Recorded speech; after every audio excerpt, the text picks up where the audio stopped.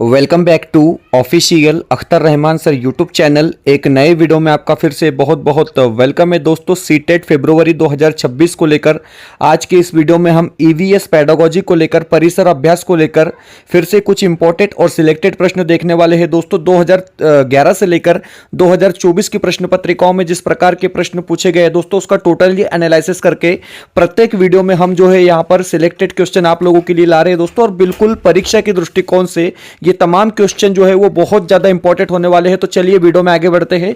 आगे बढ़ने से पहले अगर आप हमारे चैनल पे नए हो तो चैनल को सब्सक्राइब कीजिए, साथ ही साथ बेल नोटिफिकेशन को ऑन कीजिए ताकि आपको आने वाले वीडियोस के नोटिफिकेशन जो है वो आसानी से मिल पाए। और अगर आप हमसे जुड़ना चाहते हो तो डिस्क्रिप्शन में जाकर आपको हमारे टेलीग्राम और व्हाट्सएप चैनल को ज्वाइन कर लेना है, जहां से आपको तमाम अपडेट जो है टीईटी सीटेट को लेकर लगातार मिलते रहेंगी। साथ ही साथ अगर आप हमारे चैनल की मेंबरशिप हासिल करना चाहते हो तो सिंपली ज्वाइन बटन को ज्वाइन कर क्या है आप हमारे चैनल की मेंबरशिप हासिल कर सकते हैं। वीडियो को प्लीज लाइक कर लेंगे, चैनल पे नए हो तो चैनल को सब्सक्राइब कर लेंगे। पहला प्रश्न की तरफ बढ़ते हैं। देखिए यहां पर जो पहला प्रश्न पूछा गया है वो इस प्रकार पूछा गया है कि कोई पक्षी पेड़ की ऊंची डाल पर अपना घोंसला बनाता है, यह पक्षी हो सकता है। अब देखिए एक पक्षी की बात हम यहां पर कर रहे हैं, एक परिंदे की बात हम यहां पर कर रहे हैं जो पेड़ की ऊंची डाल पर अपना घोंसला बनाता है, वह कौन सा पक्षी हो सकता है। इस प्रकार का प्रश्न यहां पर पूछा गया है। आपको चार विकल्प दिए गए हैं, शकरखोरा, कलचीड़ी, कोआ या फिर फाख्ता। तो देखिए यहां पर अगर आप कहेंगे दोस्तों सही विकल्प होगा हमारा ऑप्शन सी। ऑप्शन सी कोआ क्या होगा दोस्तों, हमारा यहां पर सही विकल्प होगा। इसको लेकर कुछ स्पष्टीकरण भी यहां पर दिया गया है। आप जिस प्रकार देख सकते हो यहां पर बताया गया है कि कोआ पेड़ की ऊंची डाल पर अपना घोंसला बनाता है ताकि वह अपने अंडे और बच्चों को जमीन पर रहने वाले अन्य जानवरों से बचा सके। तो कौवा जो होगा हमारा वो यहां पर क्या है, सही विकल्प रहने वाला है। चलिए अगले प्रश्न की तरफ बढ़ते हैं। प्रश्न नंबर 2। अब देखिए प्रश्न नंबर 2 यहां पर पूछा गया है कि कुछ जानवर रात में जागते हैं, यह जानवर हर चीज को जिन रंगों में देखते हैं वह है। देखिए इसके पहले भी हमने इस प्रकार के प्रश्न पूछे गए और मैं आपको बताऊंगा दोस्तों कि ईवीएस पेडागोजी में, परिसर अभ्यास में या सीटेट में जो है लगातार प्रीवियस ईयर के जो क्वेश्चन है वो रिपीट होते हैं। आप ये मानकर चलिए कि 20 से 25 प्रश्न आपको जो है पिछले सालों की परीक्षाओं में पूछे गए प्रश्न रिपीट किए जाएंगे, ये बात कंफर्म है। यहां पर जो प्रश्न पूछा गया है तो देखिए यहां पर चार विकल्प आपको बताए गए हैं और सीधे आंसर की अगर आप बात करोगे तो काला और सफेद, क्योंकि कुछ जानवर रात में जागते हैं, ये जानवर हर चीज को जिन रंगों में देखते हैं तो वो रंग होते हैं काला और सफेद। मतलब आपका सी वाला विकल्प यहां पर क्या है, तो बिल्कुल सही होने वाला है। चलिए अगले प्रश्न की तरफ बढ़ते हैं। प्रश्न नंबर 3। अब देखिए प्रश्न नंबर 3 जो है वो ईवीएस पेडागोजी को लेकर यहां पर प्रश्न पूछा गया है। प्रश्न कुछ इस प्रकार पूछा गया है कि प्राथमिक स्तर पर या प्राथमिक स्तर की अच्छी ईवीएस पाठ्यचर्या में होना चाहिए। अब देखिए प्राथमिक स्तर पर जो ईवीएस पाठ्य पुस्तक है उसमें किस तरीके की चीजें होनी चाहिए, इस प्रकार का प्रश्न जो है पूछा गया है और इसी को हम ईवीएस पेडागोजी यहां पर कहेंगे। आपको यहां पर चार विकल्प दिए गए। तो देखिए पाठ के अंत में अधिक अभ्यास, प्रश्न सम्मिलित करना। दूसरा विकल्प दिया गया है अपने आसपास को खोजने के अवसर प्रदान करना, संकल्पनाओं की विस्तृत व्याख्या पर अधिक एकाग्रता या फिर पदों की यथार्थ परिभाषाओं पर अधिक बल देना। तो देखिए मैं आपको कहूंगा यहां पर से 2-3 शब्द एक तो आप नोट करके रख लेंगे या याद रख लेंगे कि जब आपको खोजने की बात मिलती है, अवसर प्रदान करने की बात मिलती है तो 99% क्या है हमारा आंसर रहेगा, क्योंकि इसको हम क्या कहते हैं तो पॉजिटिव टैग वर्ड कहते हैं। तो बिल्कुल यहां पर आप देखते हैं कि खोजना और अवसर प्रदान करने जैसी बात हो रही है, तो ये यहां पर क्या होगा हमारा बिल्कुल सटीक आंसर होने वाला है। आपका ऑप्शन बी जो रहेगा वो बिल्कुल यहां पर क्या है परफेक्ट उत्तर होने वाला है। चलिए अगले प्रश्न की तरफ बढ़ते हैं। फिर से क्या है एक बार ईवीएस पेडागोजी को लेकर यहां पर प्रश्न पूछा गया है। प्रश्न आप देख सकते हैं जिस प्रकार प्रश्न पूछा गया है कि प्राथमिक स्तर पर ईवीएस की पाठ्यचर्या को शुद्ध विज्ञान और सामाजिक विज्ञान की संकल्पनाओं को सम्मिलित करके विकसित किया गया है।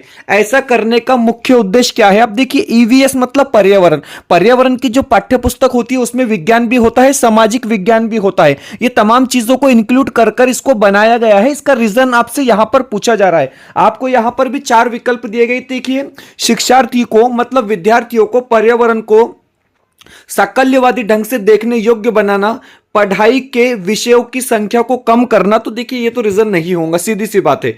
विद्यार्थियों के बस्ते का बोझा कम करना, तो इसके लिए भी ऐसी चीजें नहीं होती है। विषय अध्यापकों की आवश्यकता को कम करना, तो ये भी यहां पर गलत है। तो मतलब आपका जो पहला विकल्प दिया गया है कि शिक्षार्थियों को पर्यावरण को साकल्यवादी ढंग से देखने योग्य बनाना, तो आपका जो पहला विकल्प रहेगा वो यहां पर क्या रहेगा, सही रहेगा। आपका जो ऑप्शन एक होगा दोस्तों, तो वो बिल्कुल यहां पर क्या है, परफेक्ट होने वाला है। चलिए आगे बढ़ते हैं अगले प्रश्न की तरफ। अब देखिए यहां पर जो प्रश्न पूछा गया है दोस्तों, ये स्टेटमेंट टाइप प्रश्न यहां पर आपको पूछा गया है, क्योंकि हम आपको यहां पर ऑप्शन भी दिखा देंगे। आप सबसे पहले यहां पर आपको ऑप्शन देख रहे हैं दोस्तों, तो यहां पर आपको बताना है कि कौन से दो सही है। तो ठीक है, कौन से दो सही है, इस प्रकार का प्रश्न यहां पर क्या है, आपको पूछा गया है। फिर से एक बार क्या है, ईवीएस पेडागोजी को लेकर प्रश्न यहां पर पूछा जा रहा है। प्रश्न जिस प्रकार बनता है कि नेहा कक्षा 5 के ईवीएस विषय में नीचे दी गई मूल्यांकन तकनीक का प्रयोग करती है। अब देखिए मूल्यांकन तकनीक का प्रयोग यहां पर नेहा कर रही है, जो कक्षा 5 की टीचर है। आपको 4 विकल्प दिए गए, तो देखिए हस्तसिद्ध क्रियाकलापों का मूल्यांकन, ओके, गृह कार्य मूल्यांकन, परियोजना कार्य मूल्यांकन, या फिर मौखिक परीक्षाएं। नीचे दी गई तकनीकों का कौन सा युगल अधिक वस्तुनिष्ठ मूल्यांकन दे सकता है, इस प्रकार का प्रश्न आपको यहां पर क्या है, पूछा गया है। तो देखिए मैं आपको बताऊंगा दोस्तों, जो पहला है मतलब हस्तसिद्ध क्रियाकलापों का मूल्यांकन और मौखिक परीक्षा, ये दो विकल्प यहां पर सही रहेंगे। मतलब पहला और चौथा विकल्प आपका यहां पर क्या है, सही होना चाहिए। तो देखिए यहां पर हम अगर आंसर की बात करेंगे दोस्तों, तो आंसर बताया गया है बी में आपको बताया जा रहा है कि आपका पहला और चौथा विकल्प यहां पर क्या है, तो बिल्कुल सही होने वाला है। चलिए आगे बढ़ते हैं अगले प्रश्न की तरफ, प्रश्न नंबर 6। अब देखिए प्रश्न नंबर 6 जिस प्रकार आपको यहां पर पूछा गया है दोस्तों, पीवाईक्यू से लिया गया प्रश्न है कि उस वैज्ञानिक का नाम क्या है जिसने सर्वप्रथम मच्छर के पेट के अंदर तक झांक की और यह सिद्ध किया कि मलेरिया मच्छर से फैलता है, तथा इन अनुसंधान के लिए दिसंबर 1902 में चिकित्सा के क्षेत्र में नोबेल पुरस्कार दिया गया। बड़ा अच्छा प्रश्न है दोस्तों, जनरल नॉलेज के लिए भी आपके लिए बहुत फायदेमंद ये प्रश्न होने वाला है। 4 विकल्प आपको यहां पर बताए गए हैं। तो देखिए यहां पर अगर आप देखेंगे, चार्ल्स डार्विन का नाम आपको दिया गया है, जॉर्ज मिस्ट्रल का नाम आपको दिया गया है, ग्रेगोर मेंडल का नाम आपको दिया गया है, और रोनाल्ड रोस का नाम आपको यहां पर क्या है दोस्तों, बताया जा रहा है। तो देखिए अगर आप बात करोगे यहां पर सही विकल्प की, तो ऑप्शन डी हमारा यहां पर सही विकल्प होगा, रोनाल्ड रोस। मतलब आपका जो ऑप्शन 2 दिया गया है दोस्तों, वो परफेक्ट आंसर यहां पर क्या है, होने वाला है। फिर से एक बार जो प्रश्न पूछा गया है दोस्तों, वो पर्यावरण अध्ययन को लेकर, परिसर अभ्यास पेडागोजी को लेकर प्रश्न यहां पर पूछा गया है। 7वां प्रश्न जिस प्रकार पूछा गया है कि पर्यावरण अध्ययन की पाठ्यपुस्तकों, कविताओं और कहानियों को शामिल करने का निम्नलिखित में से कौन सा उद्देश्य नहीं है। देखिए क्वेश्चन को ध्यान से पढ़ेंगे आपको यहां पर बताया गया है कि पर्यावरण की पाठ्यपुस्तक में कहानियां और कविताओं को शामिल करने का कौन सा उद्देश्य नहीं है। इस प्रकार का प्रश्न आपको यहां पर क्या है दोस्तों, पूछा गया है। तो मैं आपको बताता हूं, अक्सर इस प्रकार के प्रश्न क्या है आपको सीटेट में देखने के लिए मिलते हैं दोस्तों। 4 विकल्प आपको यहां पर दिए गए। तो देखिए विषयों में रुचि का विकास करना, डेफिनेटली रुचि का विकास करेंगे तो बच्चे क्या है दोस्तों, इंटरेस्ट दिखाएंगे। तो पहला तो आपका सही हो जाता है। नित्य और एकरस विषय वस्तु में बदलाव करना, ओके, शिक्षार्थियों को आनंद और मजा उपलब्ध कराना, डेफिनेटली आपका तीसरा विकल्प भी यहां पर सही होगा।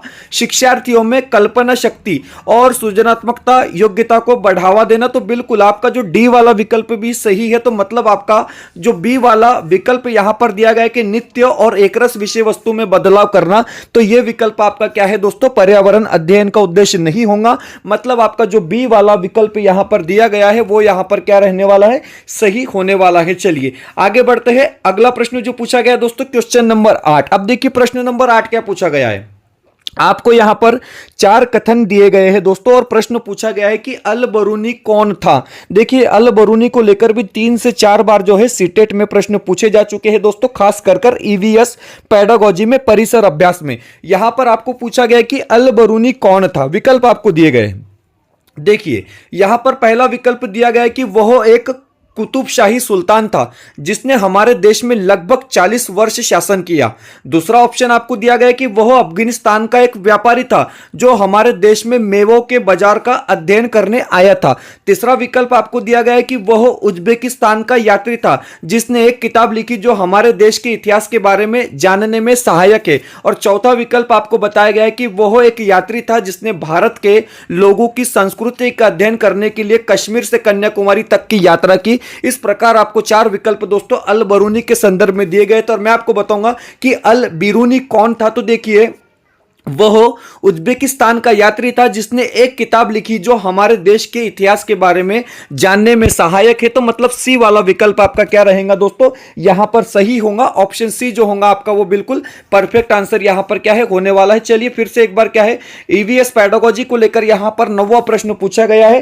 क्वेश्चन नंबर 9 अगर आप देखोगे प्रश्न पूछा गया है दोस्तों कि पर्यावरण अध्ययन की पाठ्य पुस्तकों में विभिन्न प्रकरणों में एक खंड करके देखो को शामिल किया गया है जिसका उद्देश्य क्या है। इस प्रकार का प्रश्न है। प्रश्न आप खुद पढ़ लेंगे, प्रश्नों को आप समझेंगे दोस्तों। तो मैं डायरेक्ट आपको क्या है इसका उद्देश्य यहां पर बताऊंगा। तो देखिए प्रत्यक्ष हस्तपरक अनुभव उपलब्ध कराना हमारा यहां पर क्या होगा सही जवाब होगा दोस्तों। अनुभव बड़ा पॉजिटिव वर्ड है, मैं आपको बता रहा हूं कि ऐसे शब्द आप लिख कर रख लेंगे दोस्तों, क्योंकि जहां आपको आंसर में इस प्रकार के शब्द मिलेंगे आपने डायरेक्ट दोस्तों वहां पर अपना आंसर लगा देना है। अगर आपका क्वेश्चन जो है वो पॉजिटिव वे में पूछा गया है तो आपका बी फर्स्ट वाला विकल्प यहां पर क्या है सही होगा। चलिए आगे बढ़ते हैं अगले प्रश्न की तरफ। प्रश्न नंबर 10। अब देखिए 10वां जो प्रश्न यहां पर पूछा गया है वो इस प्रकार पूछा गया है कि क्वेश्चन नंबर 10 जो पूछा गया है वो इस प्रकार पूछा गया है कि एक ही तरह की फसल बार बार उगाने और बहुत से रसायनों का उपयोग करने से मृदा। अब देखिए आप खेती में अगर एक ही फसल को बार बार उगाएंगे तो डेफिनेटली जो वहां की जमीन है, जो वहां की मिट्टी है वो कैसी हो जाएंगी, बंजर हो जाएंगी। तो आपका जो सी वाला विकल्प है वो यहां पर क्या रहेगा दोस्तों बिल्कुल सही रहेगा, बंजर हो जाती है। मतलब आपका ऑप्शन सी यहां पर क्या है सही विकल्प समझा जाएगा। वीडियो में आगे बढ़ने से पहले अगर आप हमारे चैनल पे नए हो तो चैनल को सब्सक्राइब कीजिए, साथ ही साथ बेल नोटिफिकेशन को ऑन कीजिए ताकि आपको आने वाले वीडियोस के नोटिफिकेशन जो है वो आसानी से मिल पाए। और दोस्तों अगर आप हमसे जुड़ना चाहते हो तो डिस्क्रिप्शन में जाकर आपको हमारे टेलीग्राम और व्हाट्सएप चैनल को ज्वाइन कर लेना है, जहां से आपको तमाम अपडेट वक्त वक्त पर देखने के लिए मिलेंगी। साथ ही साथ अगर आप हमारे चैनल की मेंबरशिप हासिल करना चाहते हो तो सिंपली ज्वाइन बटन को ज्वाइन कर क्या है आप हमारे चैनल की मेंबरशिप हासिल कर सकते हैं, जिससे आपको सब तमाम अपडेट जो है वो वक्त पर देखने के लिए मिलेंगी। तो प्लीज वीडियो को लाइक कर लेंगे, चैनल को सब्सक्राइब कर लेंगे दोस्तों। चलिए बढ़ते हैं अगले प्रश्न की तरफ। प्रश्न नंबर 11। देखिए 11वां प्रश्न जिस प्रकार पूछा गया है दोस्तों, थोड़ा लॉजिकली ये क्वेश्चन यहां पर आपको दिया गया है क्योंकि यहां पर सिर्फ क्वेश्चन है दोस्तों, इसके ऑप्शन नीचे है। ओके, यहां पर आपको क्या पूछा जा रहा है दोस्तों, देखिए मैं आपको पूरा प्रश्न बता दूंगा, बहुत बड़ा प्रश्न है। यहां पर इसके ऑप्शन ये दिए गए हैं, ठीक है। पहले हम क्वेश्चन पढ़ लेते हैं उसके बाद ऑप्शन की तरफ आते हैं। चलिए अब देखिए यहां पर क्वेश्चन क्या है। क्वेश्चन जिस प्रकार पूछे गए हैं कि वायु हर जगह है प्रकरण पढ़ाते समय एक शिक्षक विद्यार्थियों से निम्नलिखित प्रश्न पूछता है। अब देखिए एक शिक्षक क्या कर रहा है, एक शिक्षक एक पाठ पढ़ा रहा है जिसका नाम है वायु हर जगह है। ओके, अब ये प्रकरण को पढ़ाते समय शिक्षक एक विद्यार्थियों से निम्नलिखित प्रश्न पूछता है। शिक्षक पहला प्रश्न क्या पूछता है, क्या मृदा में वायु है। दूसरा प्रश्न पूछता है क्या पानी के अंदर वायु है। तीसरा प्रश्न पूछता है क्या हमारे शरीर में वायु है। चौथा प्रश्न पूछता है क्या हमारी हड्डियों में वायु है। इस प्रकार के प्रश्न क्या है शिक्षक यहां पर पूछ रहा है, ठीक है। थोड़ा आगे बढ़ते आगे देखेंगे आप, यहां पर क्या बताया गया है कि शिक्षक शिक्षार्थियों में निम्नलिखित में से कौन सा कौशल विकसित करने का प्रयास कर रहा है। अब देखिए शिक्षक इस प्रकार के प्रश्न पूछ रहा है, वायु कहां पर है। इस प्रकार के जब प्रश्न पूछ रहा है शिक्षक तो कौन सा कौशल विकसित करना चाहता है अपने विद्यार्थियों में, अपने बच्चों में। इस प्रकार का प्रश्न यहां पर आपको पूछा गया है। विकल्प दिए गए हैं संवेगात्मक कौशल, अवलोकन कौशल, वर्गीकरण कौशल या फिर चिंतन कौशल। तो देखिए जब शिक्षक इस प्रकार के प्रश्न पूछता है तो वो बच्चों में अवलोकन कौशल को विकसित करना चाहता है। मतलब आपका जो बी वाला ऑप्शन, बी वाला विकल्प यहां पर जो रहेगा दोस्तों वो बिल्कुल सही विकल्प होने वाला है। चलिए फिर से एक बार क्या है ईवीएस पेडागोजी को लेकर प्रश्न यहां पर पूछा गया है। आप देखेंगे प्रश्न नंबर 12। प्रश्न नंबर 12 क्या पूछा गया है कि कक्षा 5 के साइमन, ओके, आमतौर पर अपना दिया हुआ कक्षा का कार्य नहीं करते हैं। साइमन मतलब एक विद्यार्थी हो सकता है, एक बच्चा हो सकता है, वो अपना दिया हुआ कार्य पूरा नहीं करता है। ओके, मुद्दे को हल करने का सबसे अच्छा उपाय क्या हो सकता है? आपका एक स्टूडेंट है, आप उसको जो काम देते हैं वो नहीं करता है, आप इस मसले को, आप इस प्रॉब्लम को किस तरीके से सॉल्व करेंगे, इस तरीके से हमने इस प्रश्न को देखना है। आपको विकल्प दिए गए, माता पिता से बात करें और उन्हें सलाह दें। ओके, ये उचित होगा? पूरी तरीके से उचित होगा तो नहीं होगा।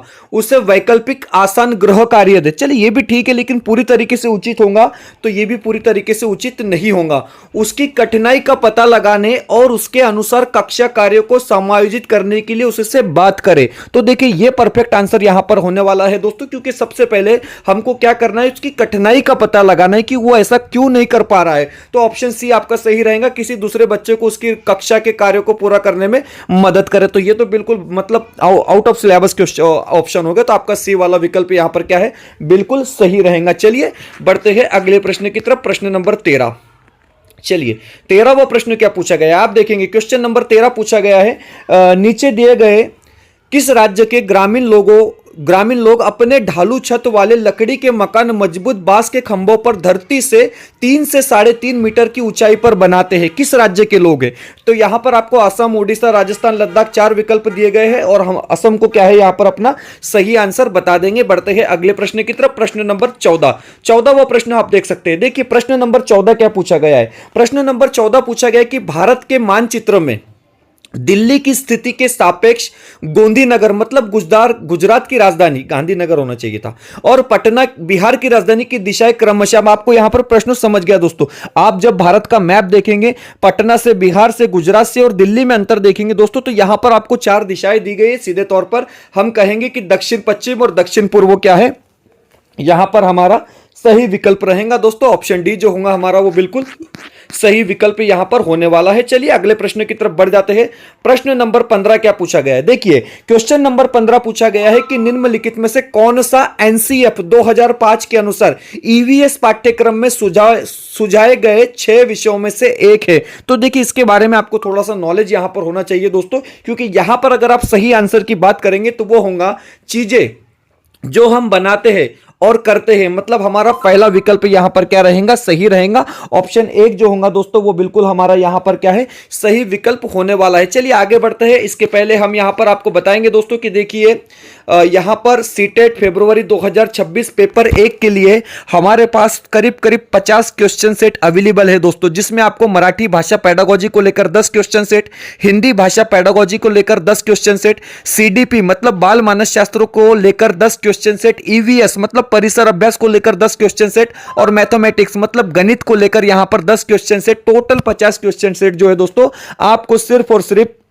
499 रुपए में यहां पर दिया जा रहा है दोस्तों। स्क्रीन पर एक व्हाट्सएप नंबर दिया गया है, इस नंबर पे व्हाट्सएप कर अभी आप इसको परचेस कर सकते हैं दोस्तों। सिस्टम ऐसा है कि आपको व्हाट्सएप पर एक स्कैनर दिया जाएगा, उस पर पेमेंट करने के बाद आपको जस्ट स्क्रीनशॉट भेजना है और 2 मिनट के अंदर क्या है ये 50 क्वेश्चन सेट आपको दोस्तों दिए जाएंगे, जो परीक्षा के दृष्टिकोण से बहुत ज्यादा इंपॉर्टेंट है दोस्तों, क्योंकि जिस प्रकार के प्रश्न संच हमने बनाए हैं वो आपको परीक्षा में बहुत ज्यादा आसान कर देंगे। और मैं आपको बता रहा हूं 32 दिन का वक्त परीक्षा में अभी भी बचा है दोस्तों, आप डेफिनेटली जो है 100 क्रॉस इस बार कर सकते हैं अगर आपने थोड़ा भी जोर यहां पर लगा दिया दोस्तों। तो उत्कृष्ट क्वेश्चन सेट है, प्रश्न संच है पेपर 1 और पेपर 2 के लिए हमारे पास अवेलेबल, नोट्स भी अवेलेबल है दोस्तों।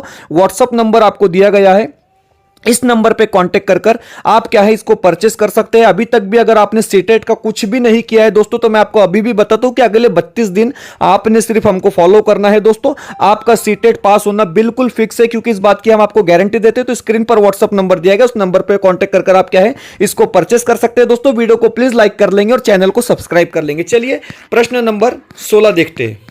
चलिए फिर से एक बार क्या है ईवीएस पेडागोजी को लेकर प्रश्न यहां पर आपको पूछा गया है। देखिए ईवीएस पेडागोजी में किस प्रकार के प्रश्न, ओके एक मिनट ओके चलिए ओके थोड़ा रिलैक्स होकर चलिए प्रश्न नंबर 16 अब देखेंगे दोस्तों, हम क्वेश्चन नंबर 16 यहां पर देखने वाले हैं। क्वेश्चन नंबर 16 पूछा गया है कि बच्चों को पर्यावरण अध्ययन को सीखने के लिए खोजने के द्वारा पर्याप्त समय दिया जाता है, यह इंगित करता है कि, इस प्रकार का प्रश्न पूछा गया। तो देखिए पर्यावरण अध्ययन याद करके सीखा जाता है, मैं आपको बता रहा हूं एक ही शब्द आ रहा है, याद करके सीखा जाता है, नेगेटिव हो जाता है। पर्यावरण अध्ययन सूचनाओं के द्वारा सीखा जाता है, सूचनाओं के द्वारा सीखा जाता है, नेगेटिव हो जाता है। पर्यावरण अध्ययन बाल केंद्रित है, डेफिनेटली बाल केंद्रित है, तो जवाब आ गया। ओके, सी वाला आपका क्या है दोस्तों, जवाब आ गया, क्योंकि जो हमको करना है सीटेट में वो बच्चों के लिए करना है, हमारा कोई रोल नहीं है ही नहीं, हम एज ए टीचर कुछ ही नहीं है, सब बच्चे हैं ये मानकर आपने क्या है दोस्तों वहां पर चलना है। चलिए 17वां प्रश्न देखेंगे हम।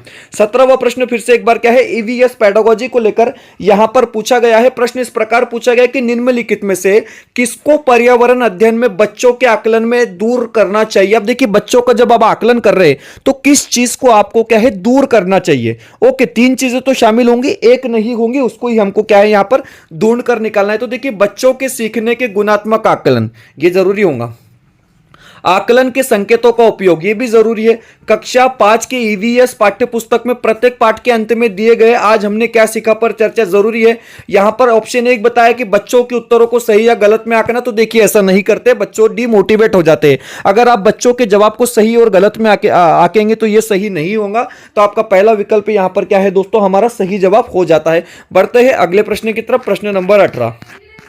चलिए प्रश्न नंबर 18 की तरफ बढ़ते हैं दोस्तों। क्वेश्चन नंबर 18 पूछा गया कि बाला का पूरा रूप क्या है। अब देखिए नया क्वेश्चन आपके लिए हो सकता है दोस्तों, याद रख लेंगे कि बाला का पूरा रूप क्या है। तो देखिए अधिगम सहायक के रूप में बिल्डिंग, बिल्डिंग याद रखना है दोस्तों, बिल्डिंग। ओके, इससे आपको जवाब मिल जाएगा कि बाला का पूरा रूप क्या है। तो अधिगम सहायक के रूप में बिल्डिंग, मतलब आपका जो विकल्प 2 यहां पर दिया गया है वो सही होगा दोस्तों। इसको लेकर थोड़ी सी इंफॉर्मेशन हमने यहां पर ऐड की है।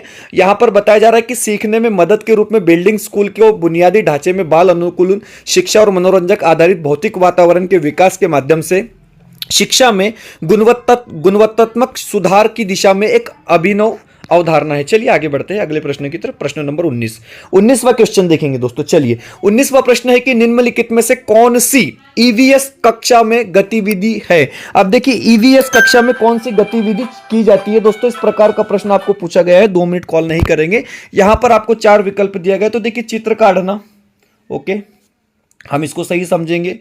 फील्ड भ्रमण सही है, श्याम पट का उपयोग सही है, तो ऑप्शन डी हमारा यहां पर क्या है दोस्तों, सही हो जाएगा। चलिए 20वां प्रश्न पूछा गया है दोस्तों। 20वां प्रश्न पूछा गया कि पर्यावरण अध्ययन पाठ्यक्रम बच्चों की समग्र शिक्षा का कारण बन सकता है यदि। तो देखिए यहां पर भी आपको क्या है, एकीकृत, समावेशी और विषयगत तीनों सही होंगे दोस्तों। तो मतलब आपका ऑप्शन डी उपरुक्त सभी क्या है यहां पर सही होगा दोस्तों। मैं आपको बता रहा हूं कि जितने इंपॉर्टेंट क्वेश्चन हम हमारे चैनल के माध्यम से रोजाना देख रहे हैं दोस्तों, इतना करने के बाद कोई भी बच्चा अगर सीटेट फेल होता है तो बड़ी मतलब सोचने जैसी, हैरानी जैसी बात है दोस्तों, क्योंकि जिस प्रकार का सिलेबस हम यहां पर कवर कर रहे हैं, बहुत उम्दा सिलेबस हमने यहां पर क्या है दोस्तों कवर किया है। और देख सकते हैं आप स्क्रीन पर सीटेट फरवरी 2026 के लिए यहां पर आपको पेपर 1 और पेपर 2 के नोट्स दिए जा रहे हैं दोस्तों। पूरे महीना भर से हम क्या है इसके एडवर्टाइजमेंट कर रहे हैं और हजारों बच्चे इसको परचेस कर चुके हैं। आपको मराठी भाषा पेडागोजी पेपर 1 के लिए, हिंदी भाषा पेडागोजी पेपर 1 के लिए, बाल मानस शास्त्र पेपर 1 के लिए, साथ ही साथ परिसर अभ्यास के नोट्स आपको सिर्फ और सिर्फ 499 रुपए में यहां पर दिए जा रहे हैं दोस्तों। और आपको 50% ऑफ ये नोट्स यहां पर दिए जा रहे हैं। पेपर 2 के लिए भी आपको मराठी, हिंदी, बाल मानस शास्त्रों और यहां पर समाज शास्त्रों, एसएसटी पेडागोजी, मतलब टोटली हमने एनसीईआरटी को कवर किया है दोस्तों। टोटली एनसीईआरटी का सिलेबस हमने पूरा यहां पर मुकम्मल किया है। और दोनों पेपर अगर आप एक साथ परचेस करना चाहते हो तो सिर्फ और सिर्फ दोनों पेपर के नोट्स आपको 599 रुपए में यहां पर दिए जाएंगे दोस्तों। स्क्रीन पर एक व्हाट्सएप नंबर दिया गया है, अभी इस नंबर पे व्हाट्सएप कर आप क्या है इसको परचेस कर सकते हैं दोस्तों। मैं आपको बता रहा हूं कि इसके बाहर पेपर नहीं जाएगा, इतनी गारंटी हम आपको दे रहे हैं दोस्तों। और करीब करीब 90 वीडियो हमने आप लोगों के लिए अपलोड कर दिए। वीडियोस बिल्कुल फ्री रहेंगे, सिर्फ नोट्स और क्वेश्चन सेट जो है वो आपके लिए यहां पर पेड है दोस्तों। बिल्कुल यहां पर आप इसको अभी परचेस करेंगे और अपनी पढ़ाई को एक मतलब बिल्कुल ऊपर तक लेकर जाएंगे, क्योंकि इसके बाहर पेपर नहीं जाएगा इस बार की हम आपको फिर से एक बार गारंटी देते हैं। मिलते हैं नए वीडियो में बेहतर अपडेट के साथ।